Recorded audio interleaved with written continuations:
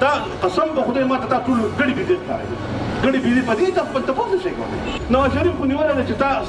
غلا کړی دا زرداری خو نیولې زموږ ته په کوڅه کې نواز شریف زرداری ناشته خو تا نشو برداشت کولای چې ټول بالکل تحصیل به 15000 روپۍ تریو کسانو خرڅ کړی څلور یو راغونډه یو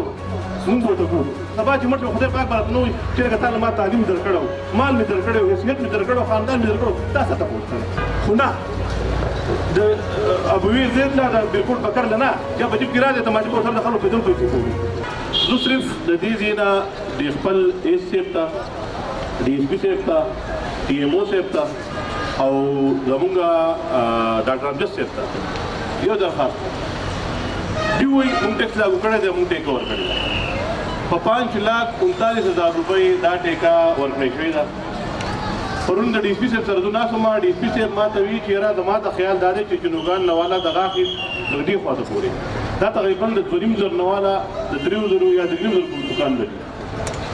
ایوري چې یو دکان 1,000 روپۍ ولې د هر دکان نه 1,000 دا 15 لکه روپۍ شوې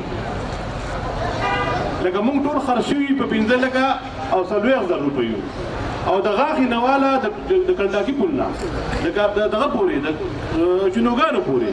صرف د دکاندارانو 15 لکه روپۍ راغونډېږي بیا پاړۍ نوګۍ شموزې کوټه غالیګې مالیار زید پرېږدوئ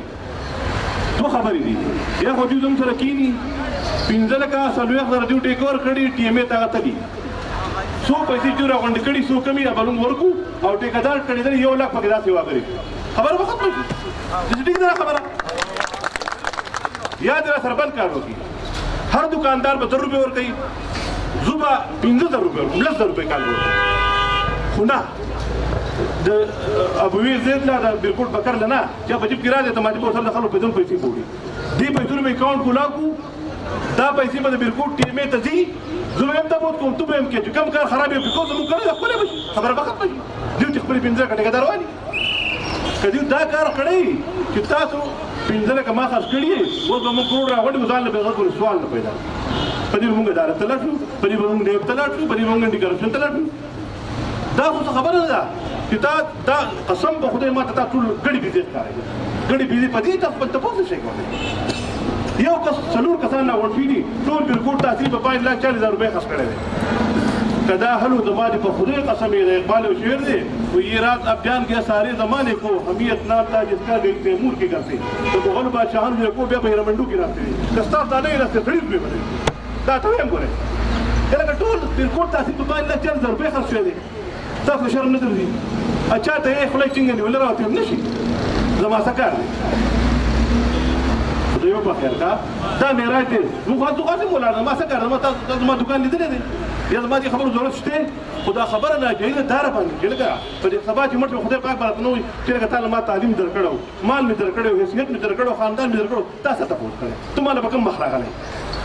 زما به سمون نه زما به صدقه دي زما په مخ کې دا ټول 15 لکه باندې خرڅېږي په شرمونو شرمېږي دې څه کار وکړي اول په سر مونږ کینو دا خبرې به ورته وکړو که نه یې کولې سلسل لوبې تاسو راغونډې کړئ 10,000 پکې دور کړم حدیث نور کسان هم دور راولم ځان به یو 3 وکیلان خو جلا کې وکیلان مونږ راغلو چېرې تاسو راشئ تپوس وکړئ نواز شریف خو نیولی ده چې تا غلا کړې ده زرداري خو نیولی زموږ په کوڅه کې نواز شریف زرداري ناست دی دا که خپاره کوڅه کې نواز شریف زرداري ورځ څه کار وکړئ هېڅ څوک تاسو حلالوي نه هېڅ څوک خادم سپین دا د خدای ژوندی ساتي یو ورځ هغه په جومات کې لږ طالبانو ادور یو خدای بخښئ مه تښتوي په شرمونو شرمېږئ چې راووتو وي د څوک یې وویني نه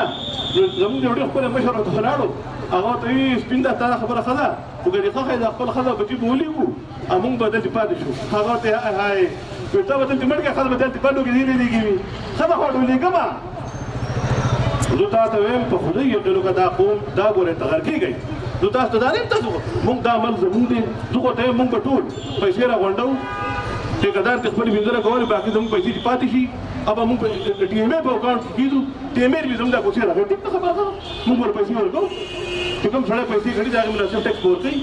خو دا نه شو برداشت کولی چې ټول بالکل تحصیل په 15,000 روپۍ 3 کسانو خرڅ کړی څلور یو یې راغونډی او موږ ورته کوو دا ګرځي که دا ټماټي ډوزر ته نه دغه دي که نه ګوره مهرباني وکړئ زموږ په دې کې هېڅ کار نه زما دکان چې نه څه خورم او نه مې څه پکار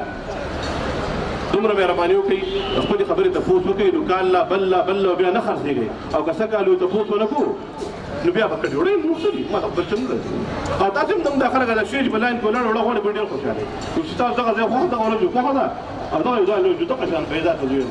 چیرې داسې نه پرېږدي کېږي داسې نه نو که تاسو کوم بیا د چا پلار هم تاسو سره شغف دی